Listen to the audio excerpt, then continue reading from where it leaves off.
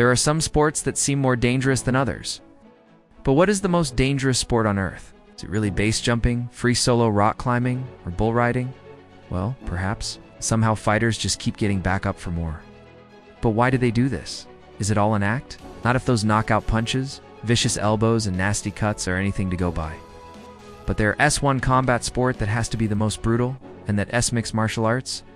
If these fighters aren't trying their hardest to smash each other's faces in, then they probably shouldn't be doing it at all. But before we get into why MMA is the most dangerous sport on earth, let's answer another. What makes this sport so brutal? It's not only that, but they also protect your fighter's hands. Bare-knuckle punches are much quicker and can cause devastating damage.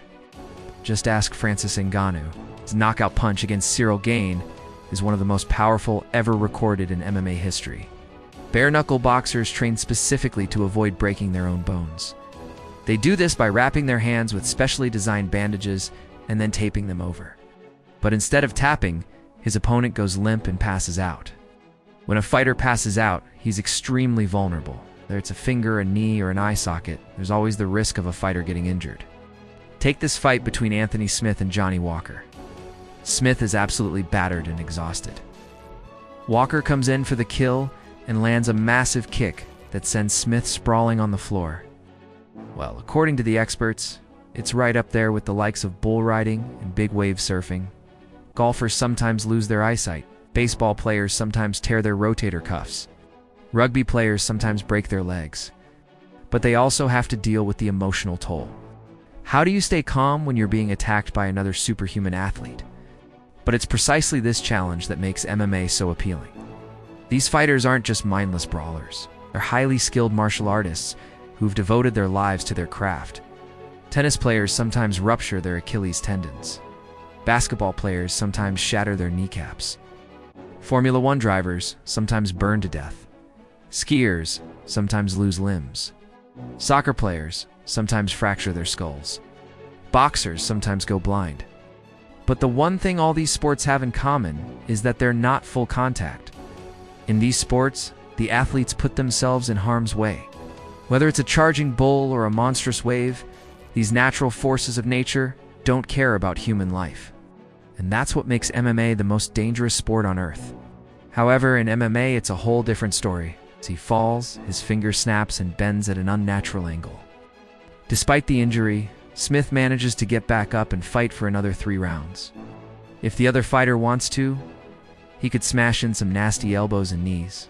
Many fighters have suffered multiple fractures and dislocations, not to mention hundreds of cuts and bruises. But few have experienced pain quite like Dennis Cyber did. This German fighter got his arm caught in a nasty submission move.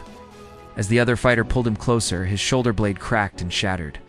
While this injury might not have ended the fight, it must have been excruciatingly painful. He could gouge out his eyes, bite off his nose, or even try to eat his face. Of course, this is highly unlikely to happen.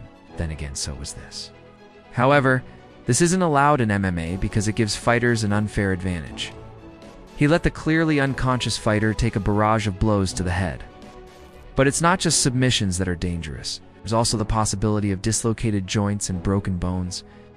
Now, the human body can withstand an incredible amount of punishment.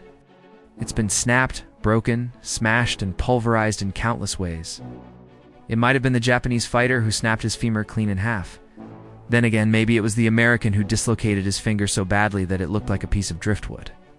But nothing could have been more painful than what happened to this Canadian fighter. His kneecap was so badly damaged that it had to be removed. Can you imagine how long it took for that injury to heal? A lot of the time, when 2 fighters collide, the force of the impact can travel up their arms and into their shoulders, elbows, and faces. This is why so many fighters end up sporting black eyes and nasty cuts. In boxing, you've only got punches. In judo, you've got throws, submissions, and punches, but no elbows or knees. As soon as the fighter taps out, the match is over. However, tapping out is incredibly dangerous. Sure, if you tap out your opponent, he won't be able to submit you. But it's possible that he could just be buying time to recover. That means the fighter who taps could find himself in a very bad position. In boxing, there are usually 12 rounds. In Muay Thai, there are 5. In Judo, there are 3. In Karate, there are 3. In Taekwondo, there are 3. However, in MMA, there can be up to 5 rounds. That means a fighter could be taking a beating for up to 25 minutes straight. In karate, you've got punches, kicks, and sometimes elbows, but never knees. But in MMA, the knockout doesn't necessarily mean the fight is over. It's possible for a fighter to get back up and continue. Of course, the ref can stop the fight at any point if he feels like a fighter is being humiliated. But until then, the battered athlete has to keep going. That's why you often see fighters wiping blood out of their eyes and staggering around the ring. And in Muay Thai, you've got punches, elbows, and knees, but no kicks. However, in MMA, you're allowed to use every single one of those techniques. That makes for some seriously explosive knockouts. It all comes down to one simple reason. The most devastating elbows come from the Russian giant Emelianenko. He looks like he's just casually strolling towards his opponent, yet he's able to unleash a flurry of elbow strikes that would break a wooden board. As for knees, there's none more spectacular than Anderson Silva's flying knee. It's hard to believe that someone could jump that high without any prior warning, especially when they catch their opponent with a spinning wheel kick. Well, firstly, there's elbows, knees, and kicks to the head. Not only does the fighter have to watch out for punches from all angles, but elbows and knees too. But it's not just the techniques that make MMA so brutal. It's also the fact that the risk of serious injury is always present. After all, it's a full contact sport. Every single strike is fair game, as long as you're not hit below the belt.